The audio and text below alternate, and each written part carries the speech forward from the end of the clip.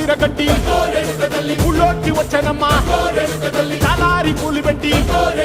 జాతరులు తెచ్చనమ్మా తంగేడు పూలు పెట్టి రంగాణ దూకేనమ్మా ముక్కు ముక్కెర పెట్టి ముల్లోకాల నెలనమ్మా ముందార చూడంగా మున్నూరు కన్నులమ్మా ఎనకాల చూడంగా ఏనూరు కన్నులమ్మా సాధు సిద్ధులంతా